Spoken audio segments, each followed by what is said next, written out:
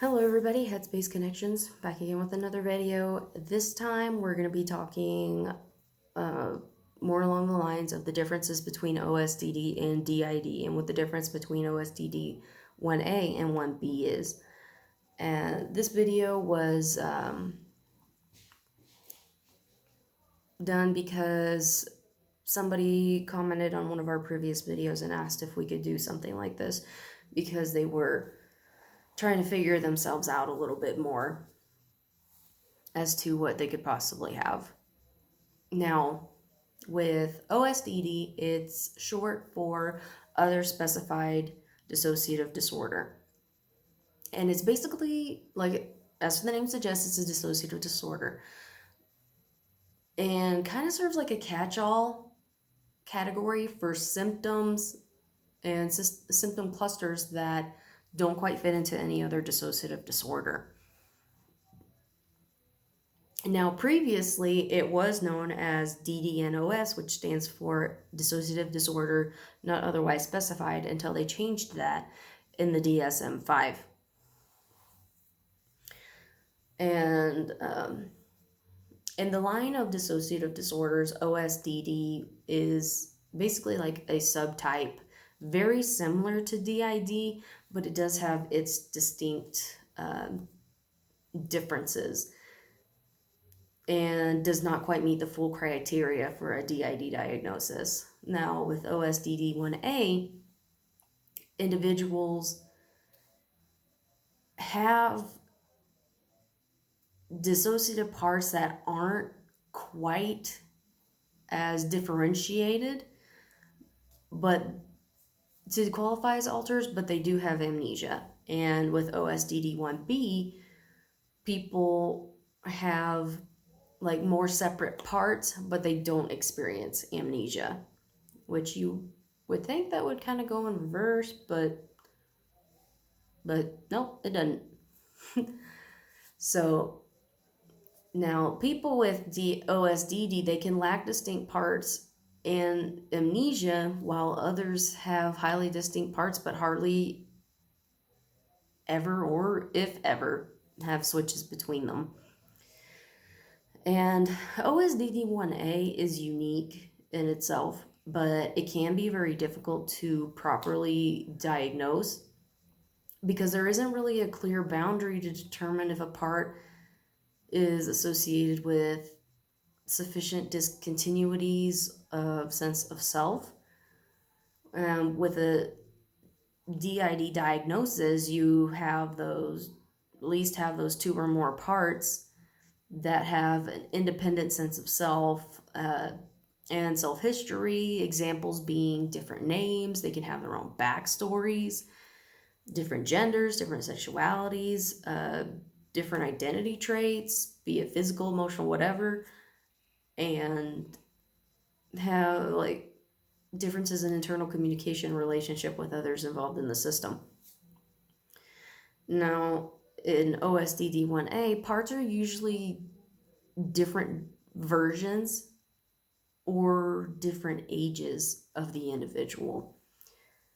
So because of that, it can be kind of difficult to know who you're talking to because they can sometimes all go by the same name. And each may view itself as the main part. However, where you start to see the difference is that each part can have their own skills, own emotions, etc., differences like that, or views on life even. And that's where you start to see the differences because they don't have full awareness of each other or each other's activities. You can start to see some contradictory views between, say, if there's a part that's more work self who sees work as being number one priority, or a family self who sees family as number one priority. And you'll get those contradictions of opinion and things like that. Now, on the other hand, there has to be at least two parts that are not entirely made up of just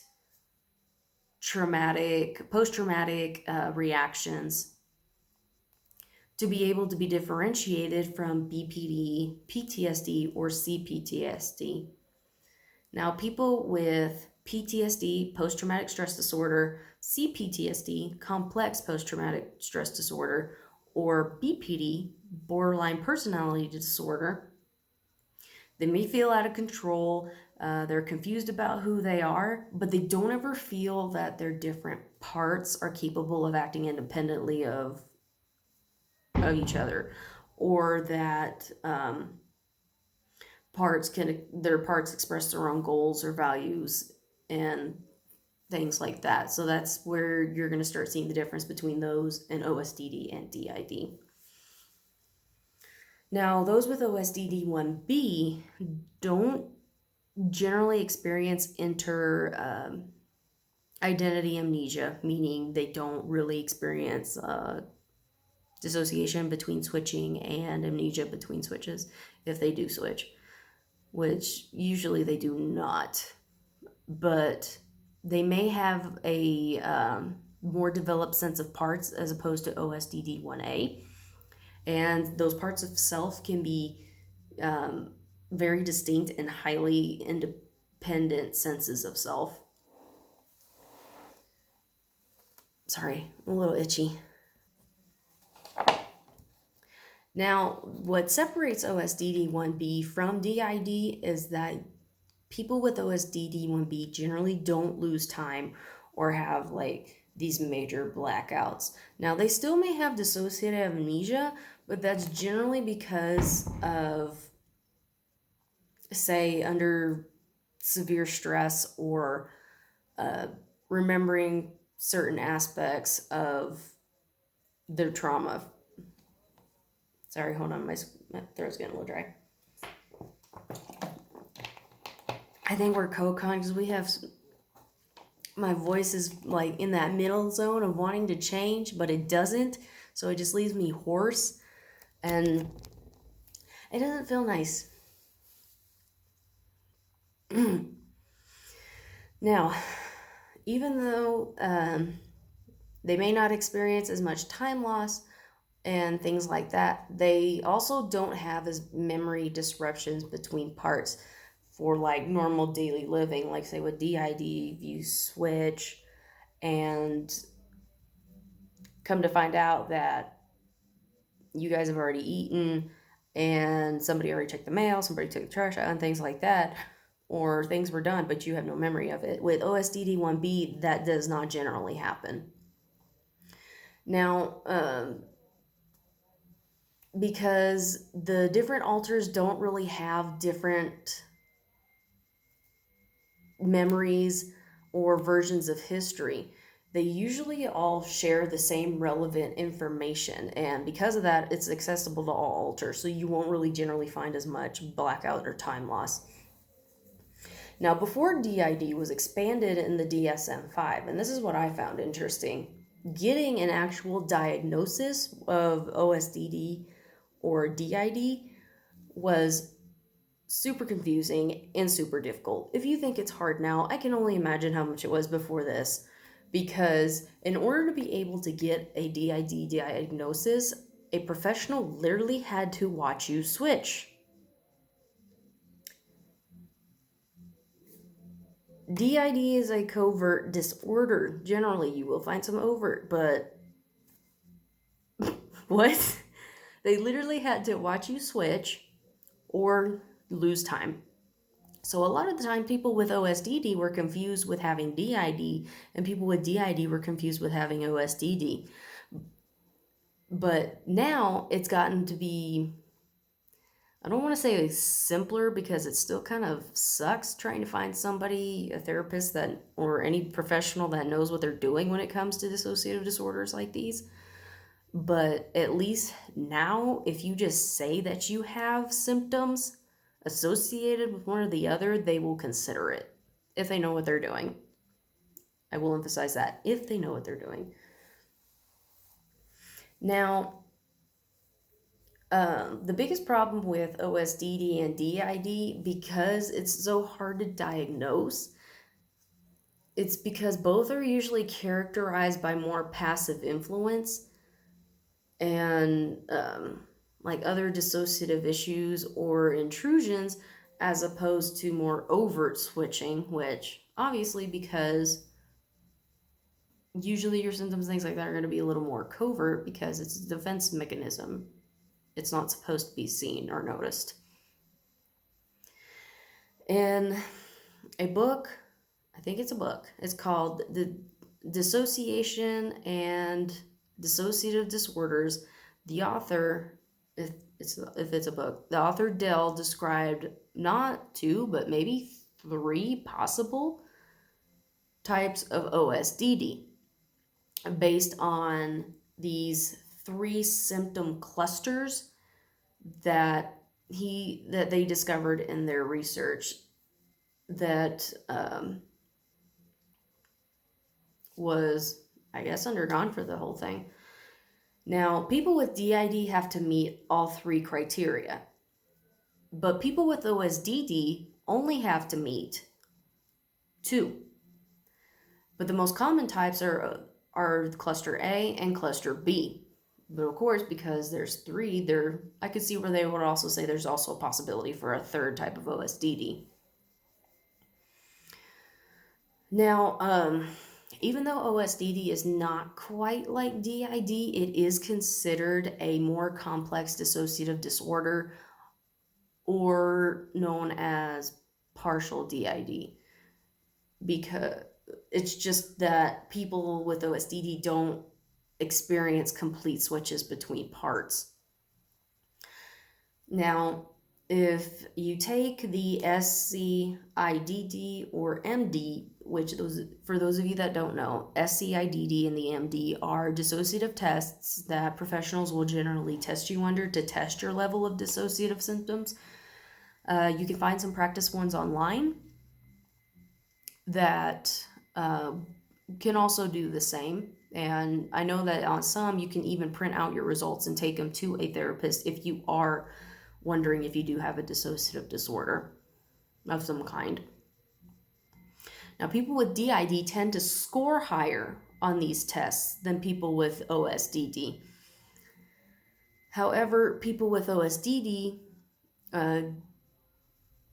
because they don't generally have as much issues with dissociative symptoms, they do experience them, but not quite as frequently or as harshly as people with DID do. But they also may not have as many comorbid disorders as people with DID do. But because of the less defined parts and senses of self, it can be so much harder in accepting those other parts as something meaningful because they all feel the same and feel like the same person. And because of that, many struggle with internal communications and cooperation. And my heart goes out to you ones that do have OSDD, whether it be 1A or 1B, because I know, being DID, that DID denial is a big thing. But at least we have those set distinct alters and parts that are so different from each other that kind of gives us a clue and helps us like, oh, okay, yeah, this is what it is. And this is what we're dealing with. But with the less distinct parts and things like that, my heart goes out to you guys, because that just sounds like just difficult, horrendously difficult. And if you guys are able, I hope you guys are able to find a professional therapist or professional of any kind that knows what they're doing and that can help you. For those of you that are considering the fact that you may have a dissociative disorder, go to a therapist, get some help. I mean, therapy does not have to be this big taboo. And dissociative disorders don't either. The brain is an organ. Just like any other organ, it can get sick and have issues. So whether you think you may have a dissociative disorder or not, see a therapist. But for those of you that may have a dissociative disorder or think you might, probably be best to find somebody that is more experienced in dissociative disorders, because not everybody is. Now, if you find somebody that's willing to learn, all great too, because it's somebody with an open enough mind to look at it is sometimes all it takes before they can specialize in something that's not quite as commonly specialized in. But anyway, that's it for this video. We hope it was insightful. We hoped it helped educate you guys a little bit more. We will leave a link below in the description so that you guys can look at the articles that we use to get our information off of, so that you guys can do more thorough reading. We basically just cover the gist of things, so to keep these videos under a decent time.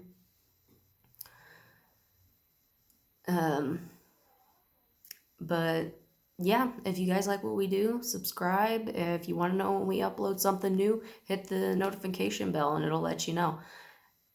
We do also have accounts on Pinterest, Instagram, and Tumblr, so you guys can follow us on there. They are under the same name, HeadspaceConnections, so not too difficult to find. And whatever day or night time zone you guys are in, have a good one. We'll see you next time. Bye.